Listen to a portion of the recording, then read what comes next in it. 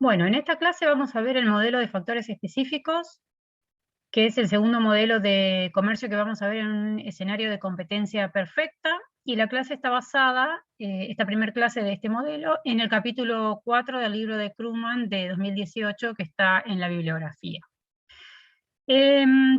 Vamos a hablar del modelo de factores específicos esta clase y la clase siguiente. Esta clase es una clase más bien intuitiva, que tiene muchos gráficos y explica el modelo de una manera más bien intuitiva, como les dije. Y la próxima clase es una réplica del modelo, pero con un desarrollo algebraico. Entonces las clases se complementan. Varias de las cosas que vamos a ver hoy las vamos a ver la clase que viene, y algunas de las cosas de la clase que viene las van a terminar les va a terminar a ustedes de hacer entender algunas de las cosas que vemos en la clase de hoy. Ustedes vieron con Martín el modelo ricardiano, donde básicamente ese modelo es un modelo dentro de los modelos de competencia perfecta. Es un modelo que explica el comercio por diferencias entre países, y básicamente la diferencia que genera el comercio ahí es la diferencia en la tecnología, que se ve a través de la productividad del trabajo. Y las dotaciones de factores ahí no juegan un rol importante. El modelo de factores específicos es un modelo donde ahora explicamos el comercio, seguimos en el contexto de competencia perfecta, pero está dentro de lo que se llaman los modelos de dotaciones factoriales, donde lo que explica el comercio es la diferencia entre los países precisamente en sus dotaciones factoriales. A diferencia entonces del modelo ricardiano, ahora vamos a suponer que los países tienen idéntica tecnología. Ese no es un factor que genere comercio, y el comercio viene por el lado de la dotación de factores. Hay dos modelos que explican comercio por diferencias en las dotaciones factoriales, que son este y el modelo de Hescherolin, que es lo que vamos a ver en las clases un poquitito más adelante. ¿Cuál es la idea? Básicamente que se aplica a cualquiera de estos modelos de diferencias entre países y modelos de competencia perfecta. Es que nosotros tenemos que recordar la frontera de posibilidades de producción de un país. La frontera de posibilidades de producción de un país depende de la tecnología y de la dotación de factores. En el modelo ricardiano, el comercio entonces, como dijimos, venía dado por las diferencias en la tecnología. Y en este modelo que vemos hoy viene dado por diferencias en las dotaciones de factores. Entonces, esta diferencia en la dotación de factores entre países va a influir en la frontera de posibilidades de producción, lo que va a generar diferencias en las fronteras de posibilidades de producción entre países, y eso a su vez va a dar lugar a diferencias en las ofertas relativas de los bienes, y eso a su vez va a dar lugar a diferencias en los precios relativos de equilibrio de economía cerrada de cada uno de los países. ¿Sí? Entonces, ¿cómo se determina el comercio? Por diferencias en los precios, que surgen por diferencias en las ofertas relativas, que surgen por diferencias en las fronteras de posibilidades de producción. La distinción es a partir de ahí entre los modelos. En Ricardo, de acuerdo a diferencias en tecnologías; en factores específicos, de acuerdo a diferencias en las dotaciones de factores. Todos estos modelos están dentro de lo que se llama modelos de ventaja comparativa, donde los países comercian porque son distintos entre sí. Esas diferencias vienen del lado de la oferta, como digo acá. Después vamos a hacer una pequeña mención a las cuestiones de demanda, pero no ahora. Y son modelos en contextos de competencia perfecta. Recién en la segunda parte del curso nosotros introducimos la competencia imperfecta y la explicación de los modelos de comercio ahí. Bien. La nota de clase es bastante extensa y está bastante explicado todo, así que lo que yo voy a hacer es explicarle algunos puntitos en particular, o los que considero que pueden ser un poco más conflictivos. Una cosa importante es que lo que nos va a aparecer ahora es un problema de distribución del ingreso, cosa que no aparecía en el modelo ricardiano, porque en el modelo ricardiano, si ustedes recuerdan, teníamos un único factor de producción que era el trabajo. Bueno, ahora en el modelo de factores específicos tenemos esta cuestión de la distribución del ingreso, que surge como cuestión adicional a tener en cuenta, básicamente porque lo que vamos a mirar o lo que vamos a tener en cuenta es que las posibilidades de producción de los países dependen de si algunos o todos los factores de producción se pueden mover entre usos alternativos dentro de cada uno de los países. Y esta posibilidad nosotros sabemos que depende en parte del tiempo que estemos considerando bajo análisis. En general, cuando hablamos de corto plazo, sabemos que, o decimos que los factores son inmóviles. Cuando hablamos de largo plazo, decimos que todos los factores de producción son móviles. Y cuando hablamos del mediano plazo, que sería este modelo, lo que aparece es algunos factores que pueden moverse entre usos alternativos dentro de un país y algunos otros factores que no. ¿Sí? Entonces el modelo este de factores específicos, ya vamos a ver por qué, está dentro de un modelo que se considera como de mediano plazo. Donde, de nuevo, el factor móvil, que es el trabajo, va a ser el trabajo va a ser el factor móvil, y los factores que vamos a ver específicos van a ser los factores no móviles entre usos alternativos. Y los problemas distributivos surgen básicamente por esta cuestión, y lo que termina ocurriendo es que algunos individuos o algunos factores de producción resultan beneficiados y otros resultan perjudicados como consecuencia del comercio.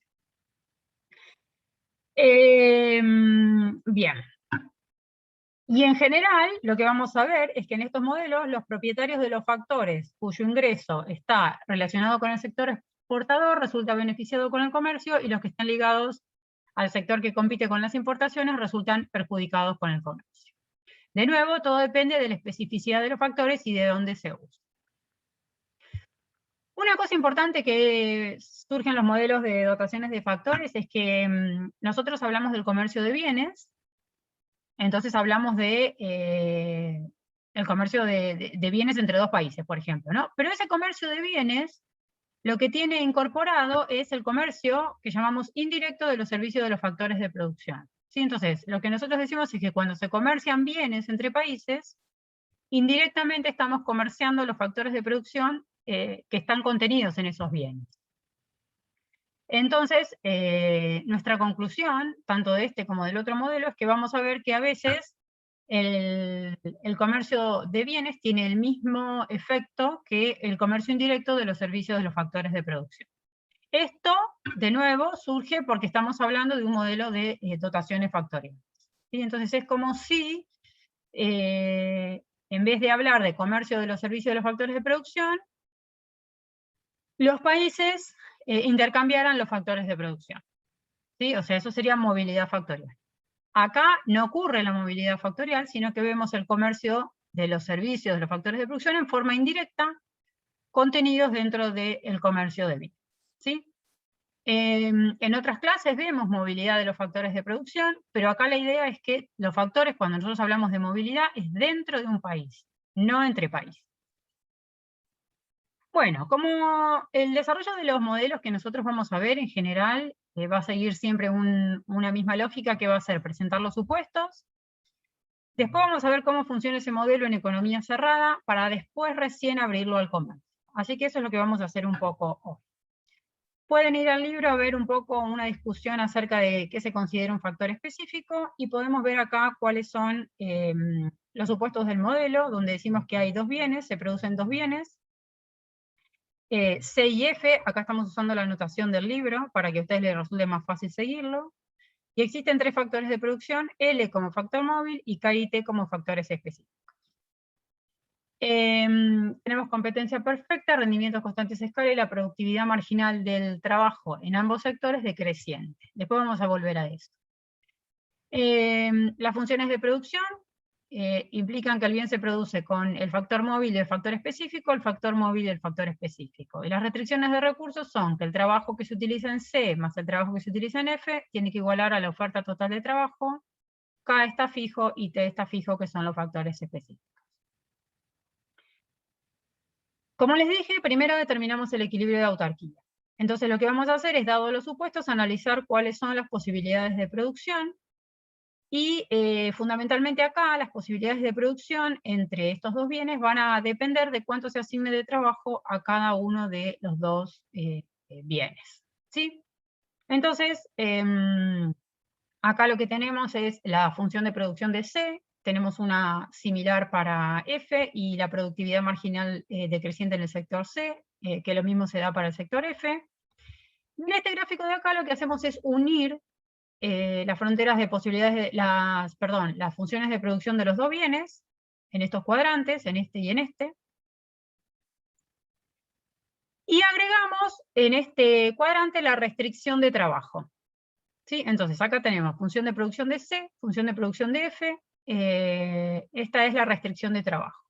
Y como les dije, las posibilidades de producción, que se traducen en la frontera de posibilidades de producción, están determinadas por la asignación del factor L entre sectores. ¿Sí? Perdón. Entonces, esta es una línea recta, que lo que nosotros tenemos es que LC, como vimos acá, LC más LF es igual a L barra, un L que es la dotación. Entonces esta es una línea recta. Estas son las funciones de producción, y lo que nosotros acá hacemos es identificar un punto de la restricción. Ese punto determina que el trabajo se asigna de acuerdo a lo que dice el punto entre el sector C y el sector F. Con esa asignación de trabajo, que la vemos acá en este eje, y la vemos acá en este eje, nos vamos a las funciones de producción, y vemos cuánto se produce de F y cuánto se produce de C. Y después lo que hacemos es unir esos puntos, cuánto se produce de C y cuánto se produce de F, en un punto 1', que corresponde a este punto 1, sobre la frontera de posibilidades de producción. ¿Sí? Entonces ahí tenemos un primer punto. Cuando cambia la asignación de trabajo, nos vamos del punto 1 al punto 2, por ejemplo, cambia la asignación de trabajo, bien dije, cambian los niveles de producción correspondientes a esa asignación de trabajo, dados los factores específicos, y obtenemos un punto distinto sobre la frontera de posibilidades de producción. Y si hacemos eso para todas las posibles asignaciones de trabajo a lo largo de L, tenemos la frontera de posibilidades de producción.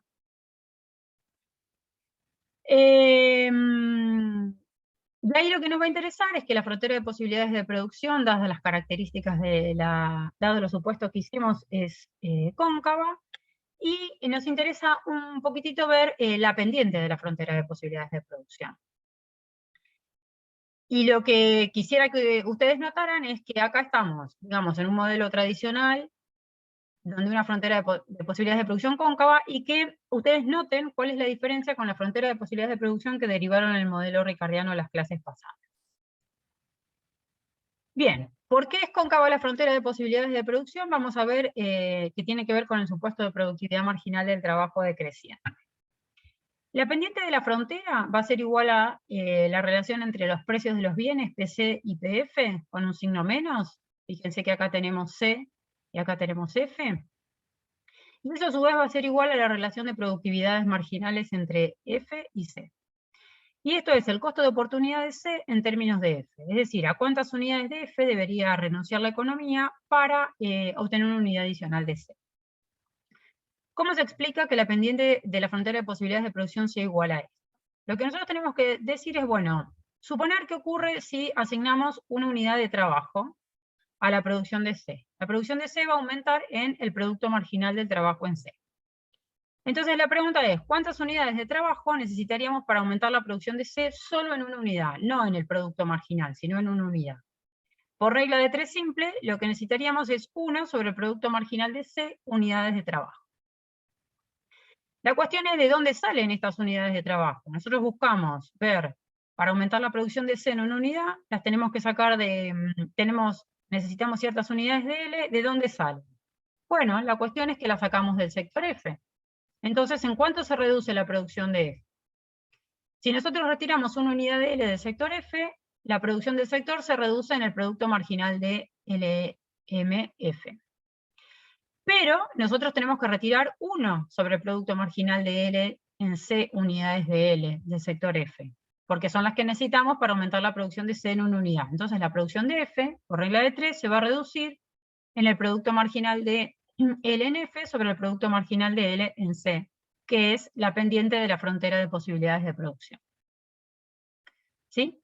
Entonces, esto nos muestra que la frontera de posibilidades de producción es cóncava, porque cuando pasamos del punto 1 al punto 2, del punto 1 al punto 2, o del punto 1' al punto 2', está aumentando C, está cayendo F, y a medida que ocurre eso, cae la productividad marginal del trabajo en C, aumenta la productividad marginal del trabajo en F, y eso hace que la pendiente de la frontera de posibilidades de producción sea cada vez más empinada. Bien, entonces, lo que determinamos hasta ahora es solamente cómo se determina la frontera de posibilidades de producción. No sabemos dónde nos vamos a ubicar. Entonces, lo que tenemos que ver es cuál va a ser efectivamente la asignación del factor trabajo entre los sectores. Para eso, lo que hacemos es ir al mercado de trabajo. Entonces, vamos a tener una ecuación de demanda de trabajo en el sector C, una ecuación de demanda de trabajo en el sector F y una ecuación de oferta total de L. ¿Sí? La oferta total de L nos va a dar la amplitud de la caja. ¿Sí? Este es un gráfico del mercado de trabajo. En este eje medimos el valor de la productividad marginal de C y en este eje medimos el valor de la productividad de F. De aquí para allá medimos el trabajo asignado a C y de aquí para allá el trabajo asignado en F y dibujamos las curvas de productividad marginal, que son las ecuaciones 4,4 y 4,5. Y cuando busquemos el equilibrio en el mercado de trabajo, lo que tenemos que buscar es que 4,4 iguale a 4,5 iguale a 4,3, que es la oferta total de trabajo en la economía. ¿Sí? Entonces vamos a estar en este puntito de acá. Y eso es lo que nos determina efectivamente cuál es la asignación de trabajo en la economía y sobre qué punto de la frontera vamos a estar. Acá lo que nosotros tenemos es que esta curva representa el valor del producto marginal del trabajo, ¿sí? En un sector y en otro. Y tenemos los precios PC y PF. Entonces, cuando nosotros determinamos un punto acá en el mercado de trabajo, estamos al mismo tiempo determinando el punto correspondiente sobre la frontera de posibilidades de producción, que depende de la pendiente, que son los precios de los bienes. ¿Sí? Bien. Una vez que tenemos determinado eso, lo que nosotros podemos ir a ver es cómo es la distribución del ingreso dado esa asignación de trabajo y dado esos precios de los bienes. Entonces vamos a los gráficos de productividad marginal del trabajo, identificamos cuál es el trabajo asignado a cada sector, identificamos el salario real que se le paga, y lo que tenemos es que, dado los supuestos del modelo, todo el área debajo de la curva de producto marginal es lo que va a pagar la remuneración de los factores, siendo este área lo que se paga en salarios, y siendo el otro área lo que se paga al factor específico, en este caso K. Y tenemos un gráfico similar para el sector T. ¿Sí? Entonces lo que hicimos ahí fue decir, bueno, la situación inicial de equilibrio me determina un punto en el mercado de trabajo, un punto en la frontera de posibilidades de producción, y a través de los gráficos de productividad marginal, que son estos mismos, nada más que acá tenemos valor de la productividad marginal y acá tenemos productividad marginal porque elegimos poner salario real acá, me determinan cuánto recibe los trabajadores y cuánto los capitalistas. Y lo mismo podemos hacer para T, para el factor específico T. Bueno, entonces yo les dije, presentamos los supuestos y presentamos lo que tuvimos hasta recién, era el equilibrio de autarquía. El siguiente paso sería ver el equilibrio de libre comercio. Pero nosotros para llegar al equilibrio de libre comercio lo que vamos a hacer es primero plantear unos ejercicios de estática comparativa. Vamos a ver cambios en los precios de los bienes y cambios en las dotaciones de los factores y ver cómo se modifica este equilibrio de autarquía. Y después esto lo vamos a usar para ver el equilibrio de libre comercio, que va a salir muy, muy fácil. Entonces, fíjense, el primer ejercicio es suponer un cambio en los precios de los bienes. Y el primer ejercicio, a su vez, va a ser suponer que los precios de los bienes cambian en la misma proporción. Esto es, voy a suponer que si el precio de C aumenta 10%, el precio de F aumenta 10%. ¿Sí? ¿Qué implica esto? Que entonces el precio relativo PCPF no se modificó.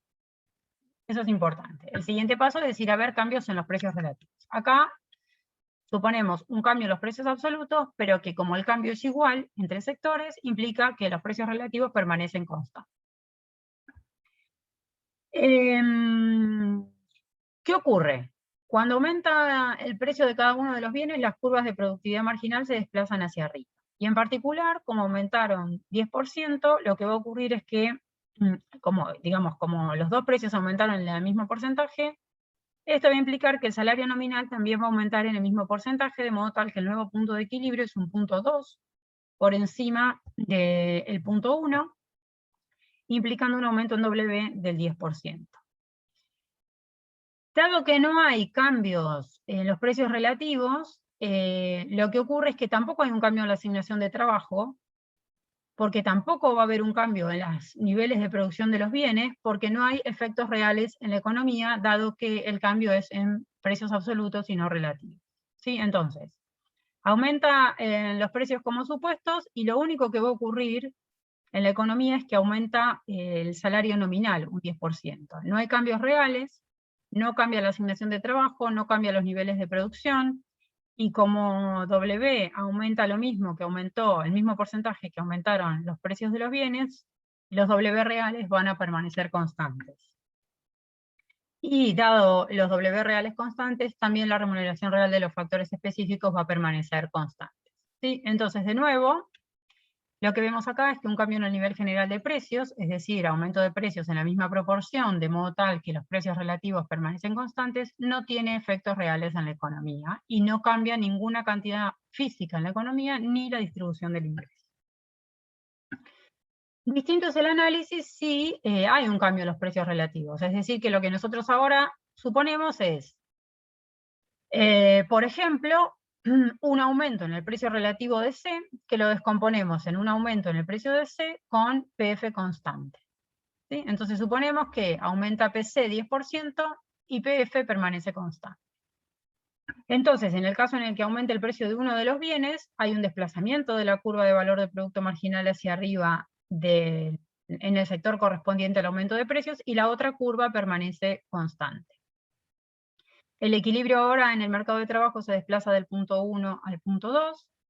Vemos que aumenta W nominal, lo vemos acá, pero lo que es muy importante es ver cómo es el aumento en PC, es decir, el precio del bien que aumentó en relación al aumento en W. ¿Sí? Y acá, a simple vista, por eso les decía que las clases se complementan, nosotros vamos a identificar acá, o especificar, mejor dicho, acá, en cuánto aumenta W.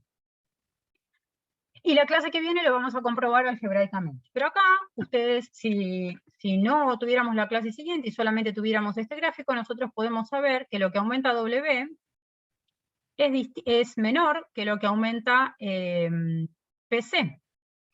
Porque en la clase, en el argumento anterior, en el ejercicio anterior, nosotros dijimos que PC aumentaba 10% y W aumentaba 10%, y entonces el punto 2 estaba por encima del punto 1. Bueno, acá el punto 2 se corre más hacia la derecha. Esto es lo que implicaría un aumento en W en el mismo porcentaje que el aumento en PC. Pero dado el equilibrio, el punto 2, W aumenta solo hasta aquí, entonces el aumento en W es menor que el aumento en PC. ¿Está bien? Entonces, aumenta PC en 10%, por ejemplo, aumenta W en menos que 10%, de modo tal que si nosotros queremos ver qué ocurre con W sobre PC, W sobre PC va a caer. ¿Por qué? Porque aumenta W y aumenta PC, pero el aumento en W es menor que el aumento en PC, PC está en el denominador, entonces todo el término W sobre PC cae. O sea, lo que predomina es el aumento en el denominador.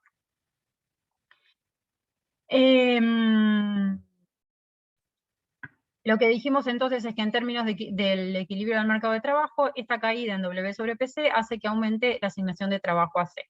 ¿Sí? Que es este cambio que tenemos acá. Esto es lo que aumenta la asignación de trabajo en C. Cuando aumenta la asignación de trabajo en C, nosotros lo que sabemos es que sí o sí tiene que caer la asignación de trabajo en F, y en términos de la frontera de posibilidades de producción implica un desplazamiento, por ejemplo, del punto 1 al punto 2 por el movimiento en los precios relativos, pero que, dado el aumento en el trabajo en C, implica un aumento en el nivel de producción de C, y dado la caída en el F, implica una caída en el nivel de producción de F. ¿Sí? Bien. Ya vamos a volver a lo que ocurre con la remuneración de los factores productivos. Pero este equilibrio, o estos cambios, mejor dicho, en los precios relativos, nos sirven para ver las ofertas relativas. Lo que nosotros demostramos acá es que para un país, un aumento en el precio relativo de C, lo que implica es que aumenta la producción de C y cae la producción de F, es decir, que aumenta QC sobre QF. Y esto nos determina una curva de oferta con pendiente positiva, ¿sí? En el gráfico. ¿Sí? Bien. Si nosotros a esto le agregamos la curva de demanda relativa correspondiente al país, lo que tenemos es un equilibrio de los precios relativos de autarquía de cada país. Les recuerdo que el precio o el equilibrio de autarquía es el equilibrio de economía cerrada. Cuando nosotros nos referimos a la autarquía, estamos hablando del equilibrio de economía cerrada. Bueno, y lo que tenemos que ver es qué ocurre con los cambios en la distribución del ingreso ante estos cambios en los precios relativos. ¿Sí? Lo que nosotros solo dijimos hasta ahora, o pudimos afirmar, es que el aumento en el precio del bien C generaba un aumento en el salario nominal, pero una caída en el salario real en términos de C. Eso lo podemos ver en este gráfico acá. ¿Sí? Entonces este es el gráfico de la productividad marginal del sector C. Inicialmente nuestro equilibrio es este puntito acá, pero ahora acá el salario real y nos vamos acá. Entonces el área esta que tenemos, que es este rectángulo, es lo que ahora se reciben los trabajadores.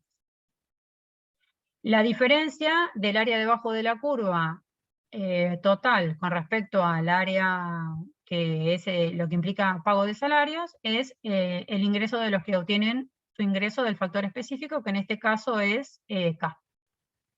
Y lo que vemos con respecto a la situación inicial es que toda esta área que está marcada acá en rosa es el aumento en el ingreso de los que obtienen su ingreso de K. ¿Qué ocurre en el sector F? En el sector F ocurre lo contrario.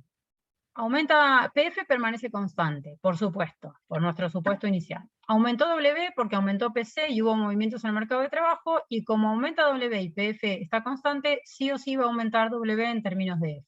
¿Sí? Es decir, que acá nosotros pasamos de este punto inicial a este punto inicial. Entonces, el ingreso del factor específico T antes era toda esta área que estoy marcando acá, y ahora es solo esta área que está acá, es decir, que lo que está marcado en celeste es el cambio que se produce en el ingreso de los que obtienen su ingreso de T como consecuencia de un cambio en los precios relativos. Entonces tenemos una mejora para acá, un empeoramiento para T. Y ocurre con L, tenemos una caída de W sobre PC y un aumento de W sobre PF, entonces el efecto sobre los trabajadores es ambiguo.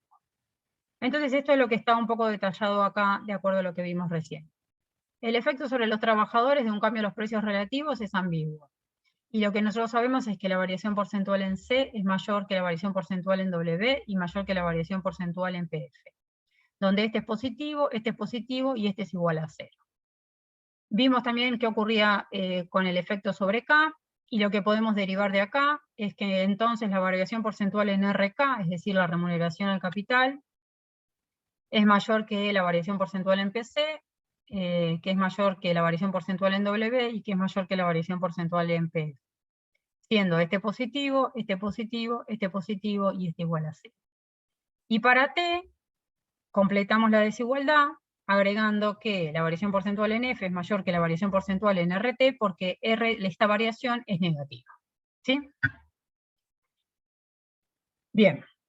Entonces, lo que tenemos que notar es que el factor móvil que es L tiene un efecto ambiguo. El factor K, que es el factor específico del sector cuyo precio relativo aumentó, resulta beneficiado con este cambio en los precios. Y el factor T, que es el factor específico del sector cuyo precio relativo no aumentó, resulta perjudicado con este cambio en los precios relativos. Y esto es lo que nosotros vamos a usar luego cuando veamos los efectos del comercio. El otro ejercicio de estática comparativa que nos va a servir bastante va a ser el de los cambios en las dotaciones de factores. Vuelvo a lo anterior. Cuando nosotros usemos este ejercicio, nosotros lo vamos a usar para ver los efectos del comercio sobre la distribución del ingreso. Y cuando vayamos a usar este ejercicio, que es ver cuáles son los efectos de cambios en las dotaciones de factores, esto es básicamente lo que tiene que ver con las causas del comercio. Entonces lo que nosotros vimos hasta recién era movimiento sobre la curva de oferta relativa. Y ahora lo que vamos a ver es que estas dotaciones de factores, estos cambios en las dotaciones de factores desplazan las curvas de oferta relativa. Y de nuevo esto tiene que ver, o va a ser posible usar en lo que es las causas del comercio. Entonces, supongamos que vemos el análisis de un aumento de la dotación de un factor K específico. Esto implica, en el gráfico del mercado de trabajo, que se desplaza el valor de producto marginal del sector correspondiente, mientras que la otra curva permanece constante. De nuevo, distingamos el caso anterior, donde la curva se movía porque aumentaba el precio. Ahora la curva se mueve porque hay una mayor dotación de capital, ¿sí? Entonces, ahora se genera un aumento en W, pero este aumento en W viene por un lado distinto al del ejercicio anterior. Entonces, aumenta acá, se desplaza la curva de valor de producto marginal. Eso implica una reasignación de trabajo donde aumenta LC y KLF. Voy acá. Los precios de los bienes permanecen constantes, y a pesar de que los precios de los bienes están constantes, dado esta reasignación de trabajo, consecuencia del aumento de la dotación del factor específico, aumentan los niveles de producción de C, cae el DF, y entonces aumenta C sobre F. Entonces, lo que nosotros concluimos es que la dotación de capital mayor hace que se produzcan cantidades relativas mayores de la relación C sobre F a un precio relativo de los bienes dados. Entonces esto es, fijo precios. Esta es la situación inicial en negro que corresponde al punto 1 del equilibrio del mercado de trabajo. Y aumenta acá, me desplazo a 2, y esto implica que en términos de ofertas relativas, dado que los precios de los bienes están constantes, implica una oferta relativa desplazada hacia la derecha. Entonces acá atrás, detrás de esta curva tenemos un K1, T1, y detrás de esta curva tenemos un K2 mayor que K1 y un T1, por ejemplo. ¿Sí? Entonces el mayor stock de capital desplaza la curva de oferta relativa hacia la derecha.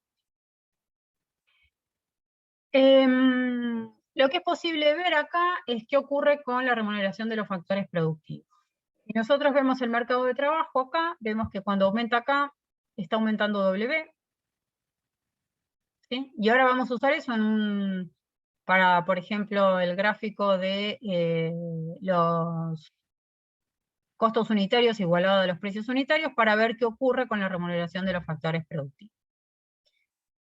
Acá, esta parte la vamos a terminar de complementar con las clases siguientes, porque este gráfico es un gráfico donde estamos relacionando la curva que hasta ahora no había aparecido, de costos unitarios con precios de los bienes, ¿sí? Donde los ejes nosotros tenemos W y R.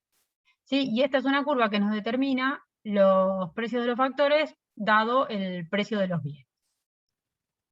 Entonces, lo que nosotros podemos ver acá es que, supongamos que partimos de esta situación inicial y hay un aumento del stock de capital que es el factor específico, y vimos en el gráfico del mercado de trabajo que aumentaba W, eso implica que nosotros nos vamos a mover en esta curva hacia este punto de acá. ¿Y por qué nos movemos sobre la curva? Porque el precio de los bienes lo mantuvimos constante. Entonces, el aumento de K genera un aumento de W, dado los precios de los bienes constantes, ese aumento de W genera una caída en RK, la remuneración nominal del capital. Bien, y como los precios de los bienes están constantes, ese movimiento genera el mismo movimiento de las remuneraciones reales. Bien, lo que podríamos hacer es el mismo ejercicio para un aumento de la dotación del otro factor específico, y también, y pasaría algo parecido, nada más que la curva de oferta relativa, en vez de moverse hacia la derecha, se desplazaría hacia la izquierda. Eso los dejo para que ustedes lo hagan. Y la última parte, o el último ejercicio interesante, sería ver qué ocurre si cambia el factor móvil, donde ahí el ejercicio no es tan claro, porque como tenemos el factor móvil que se utiliza en la producción de los dos bienes, lo que sabemos a priori es que la mayor oferta laboral hace que aumente la producción de ambos bienes, pero sin información adicional no podemos saber qué nivel de producción va a aumentar más. La clase que viene vamos a tener un complemento donde nos va a poder dar alguna idea, dependiendo de los distintos parámetros que forman parte del análisis, de qué es lo que ocurriría de acuerdo a las elasticidades de las curvas y demás. Bien, entonces, terminamos con los ejercicios de estática comparativa. Y ahora sí vamos a introducir el libre comercio. Entonces ahora lo que tenemos es la necesidad de introducir dos países, por ejemplo. Nuestro país y el resto del mundo. Una aclaración que hago siempre es que cuando nosotros hacemos este análisis, la nomenclatura que referimos a los países o a los bienes es independiente, es decir, acá mis dos países podrían haber sido 1, 2, A y B, lo que sea, y acá el nombre es nuestro país y el resto del mundo, pero esto no quiere decir, no tiene ninguna connotación con respecto al tamaño de los países, ¿sí? Es como si fueran dos países cualquiera. Entonces, partimos de una situación donde tenemos los dos países, cada uno de ellos bajo el supuesto del modelo de factores específicos. Suponemos que difieren las dotaciones de factores y eso da lugar a las diferencias en las ofertas relativas. Entonces lo que les explico acá es un poco cómo pensar el ejercicio que vimos en el punto 4.2.1 con relación al cambio de la dotación factorial, para, en vez de pensar el resultado en términos de un aumento en la dotación de un factor específico en un país y en dos momentos del tiempo, lo pensemos para usar esos resultados en el equilibrio de libre comercio como un momento del tiempo, dos países y diferencia en la dotación del factor específico acá. Entonces, ¿qué es lo que ocurre? Si nosotros tenemos dos países, cada uno de ellos con la misma dotación T, pero uno de ellos con un stock de capital mayor que el otro, entonces la curva de oferta relativa del que tenga una mayor dotación de K va a estar más hacia la derecha que la de nuestro país. ¿Sí? Entonces fíjense que el gráfico es exactamente igual a esto que nosotros estamos viendo acá, donde veíamos el aumento de la dotación de T, nada más que acá incorporamos dos países. Y lo que estamos diciendo es que el K en el resto del mundo es mayor que en nuestro país, mantenemos igual la dotación de T, y podemos identificar las ofertas relativas de lo que sería nuestro país y de lo que sería el resto del mundo. Entonces, lo que tenemos en negro, acá, y el punto 1 es el equilibrio de autarquía o de economía cerrada de nuestro país. Y esta es la oferta relativa que le corresponde. Y lo que tenemos acá entre esta curva roja y esta curva negra es el punto 2, dada la diferencia del stock de capital, el equilibrio de autarquía del resto del mundo, al que le corresponde esta curva de oferta relativa del resto del mundo. ¿Sí? Entonces, de nuevo, el ejercicio de estática comparativa de cambio de la dotación factorial nos sirve para ver cambios en las ofertas relativas, y esto es lo que da origen o la causa del comercio en estos modelos.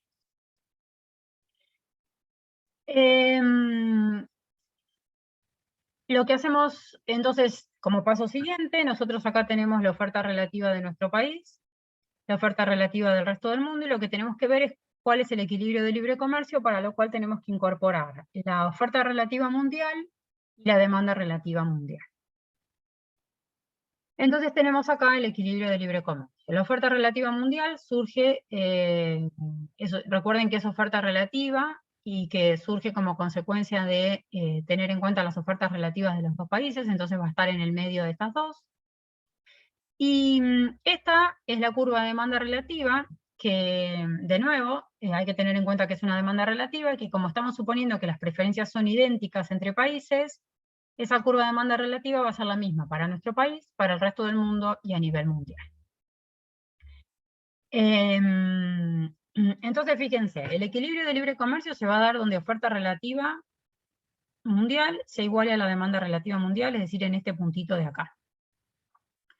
Ahí determinamos el precio de libre comercio y la cantidad que se produce en el libre comercio. Pero este gráfico también nos sirve para ver el patrón de comercio y los equilibrios de autarquía de los dos países. Entonces, para ver los equilibrios de autarquía, agarramos la curva de oferta relativa del resto del mundo, por ejemplo, esta que está más hacia la derecha, nos fijamos la curva de demanda relativa del resto del mundo, que ya dijimos que coincide con la demanda relativa de nuestro país y mundial, y en el punto de intersección determinamos el precio de autarquía de el precio de autarquía del resto del mundo. Si hacemos lo mismo para nuestro país, este es el precio de autarquía de nuestro país. Y básicamente la idea acá es que lo que va a ocurrir, o lo que vemos, es que de este gráfico el precio del resto del mundo en autarquía es menor que el precio de libre comercio, que es menor que el precio de C en autarquía de nuestro país. La conclusión entonces va a ser que el resto del mundo, relativamente abundante en K, tiene un precio relativo de autarquía PCPF menor que el de nuestro país. Eso implica que el resto del mundo tiene ventaja comparativa en C, porque tiene un menor precio relativo de autarquía de este bien. El bien en el que tiene ventaja comparativa resulta ser el bien que el país exporta, que es en el que, de nuevo, tiene ventaja comparativa y es en el que tiene un precio relativo de autarquía menor, y este bien C resulta que es el bien que utiliza como factor específico acá, que es el factor en el cual el país es relativamente abundante. La conclusión es que cada país exporta el bien que utiliza como factor específico, el factor en el que el país es relativamente abundante, ese es el bien en el que se tiene ventaja comparativa y en el que tiene un menor precio relativo de equilibrio de autarquía. Entonces, esta situación es que a nosotros nos pueden dar el precio de autarquía, la relación de precios de autarquía entre países, y ya saber, sin conocer el trasfondo del modelo, en qué bien tiene ventaja comparativa cada país. ¿Sí? Porque el país va a tener ventaja comparativa, en el bien en el que tenga un menor precio relativo de autarquía. O, si no conociéramos el precio relativo de autarquía, lo que sabemos es que va a tener ventaja comparativa en el bien que utilice como factor específico el factor en el que el país es abundante. Bueno, entonces, como obtuvimos esta conclusión para el resto del mundo, lo que ocurre en nuestro país es lo contrario. Nuestro país va a exportar F, que utiliza como factor específico a T, que es el factor en el que nuestro país es relativamente abundante. Entonces, nuestro país tiene ventaja comparativa en F y un menor precio relativo de equilibrio PF-PC de autarquía, que es lo mismo que tenga un mayor precio relativo PC-PF, es decir, este que tenemos acá. Y por si a alguno no le queda claro, lo que nosotros vamos a hacer ahora es decir, bueno, dada la situación de libre comercio, cómo es el patrón de comercio en cada país y los efectos sobre la distribución del ingreso. Entonces, fíjense, este punto de acá es el equilibrio de autarquía de nuestro país. Este punto de acá es el equilibrio de autarquía del resto del mundo. Este punto de acá es el equilibrio de libre comercio. Y cuando los países se abren de economía cerrada a libre comercio, lo que va a ocurrir es que en el resto del mundo empieza a aumentar el precio relativo de C, y en nuestro país comienza a disminuir hasta llegar a que los países enfrentan el mismo precio de libre comercio. Entonces, este movimiento en los precios que se da a consecuencia del comercio, nosotros ya sabemos de los ejercicios de estática comparativa que generan un efecto en la distribución del ingreso. Y no tenemos que hacer mucho análisis porque ya lo hicimos para el ejercicio de estática comparativa. Entonces, fíjense, ¿qué ocurre en el resto del mundo con el patrón de comercio? Pasar de la situación de autarquía a libre comercio implica que PCPF está aumentando, lo que les decía recién. ¿No? Yo me voy moviendo de acá, para acá. Al precio de libre comercio, la oferta relativa de C en relación a F del resto del mundo es mayor que la demanda relativa. Volvemos al gráfico, perdón. Volvemos al gráfico. Al precio de libre comercio, este que está acá, nosotros miramos la oferta relativa de C en el resto del mundo es mayor que la demanda relativa de C. Entonces eso implica que el resto del mundo exporta C e importa F. ¿Qué ocurre con la distribución del ingreso? Bueno, para ver los efectos sobre la distribución del ingreso usamos los resultados del ejercicio anterior, 4.1.2, que vimos que el aumento de los precios los descomponíamos en un aumento de, por ejemplo, PC con PF constante. Vimos que aumentaba W, entonces eso hacía que cayera W sobre PC, con PF constante aumenta W sobre PF, y tenemos que el efecto sobre los trabajadores es ambiguo. Y dado esto, o este movimiento en los precios, replicamos los resultados del ejercicio 4.1.2, vemos el efecto sobre K, que resulta beneficiado como consecuencia de este cambio en los precios relativos, y el efecto sobre T que resulta perjudicado, y la misma desigualdad que vimos en el ejercicio de estática comparativa. Para nuestro país, el patrón de comercio implica que nuestro país exporta F e importa C, y los resultados sobre la distribución del ingreso son los opuestos. Entonces lo que decimos es que el comercio beneficia al factor que es específico para el sector exportador y perjudica al factor que es específico para el sector que compite con la SIMPO, con efectos ambiguos sobre el factor móvil. Y el último punto para ver acá es el punto más importante, o uno de los puntos importantes de este modelo, es que nosotros recién vimos que el comercio lo que hace es generar movimientos en los precios de los bienes, y eso genera cambios en la distribución del ingreso. Y algunos individuos resultan beneficiados y otros perjudicados. Pero lo que podemos decir es que más allá de esta cuestión que tiene que ver con la distribución del ingreso al interior del país, el comercio es beneficioso para los países. Básicamente, porque cuando nosotros estamos en una situación de autarquía, sí o sí tenemos que igualar el punto de producción y de consumo, es decir, se consume lo que se produce. En cambio, en libre comercio, el comercio lo que hace es ampliar las posibilidades del consumo y nos da la posibilidad de producir sobre la frontera de posibilidades de producción, pero consumir a lo largo de la restricción de precios de libre comercio. Entonces, vamos a este gráfico, que el otro tiene una pequeña cuestión que les voy a decir. Este que está en rojo es el precio de autarquía, por ejemplo, del resto del mundo. Este puntito de acá sería el equilibrio de autarquía, donde la producción tiene que ser igual al consumo. Lo que va a ocurrir, o lo que puede ocurrir como consecuencia del comercio, es que aumenta el precio relativo que enfrenta el país, porque ahora enfrenta un precio que es el de libre comercio. El punto de producción se sitúa sobre la frontera de posibilidades de producción, por supuesto, pero el punto de consumo está dentro de esta restricción. Es decir, que el punto de consumo puede estar acá. Y entonces lo que tenemos ahí es la posibilidad de ampliar las posibilidades de consumo. ¿Qué es lo que se tiene que cumplir? Acá se tiene que cumplir que producción sea igual a consumo. En el equilibrio de libre comercio se tiene que cumplir que el valor de la producción sea igual al valor del consumo. Es decir, que estén sobre la misma línea de precios relativos. ¿Eso qué implica? Eso implica que tenemos que, fíjense que esto está en el libro en la ecuación 4.7, que el valor del consumo tenga que ser igual al valor de la producción, y lo que llegamos a demostrar es que las importaciones de F del resto del mundo son iguales al precio relativo de libre comercio por las exportaciones de C del resto del mundo, y lo mismo para nuestro país, que implica tener en cuenta este triangulito de comercio que tenemos acá.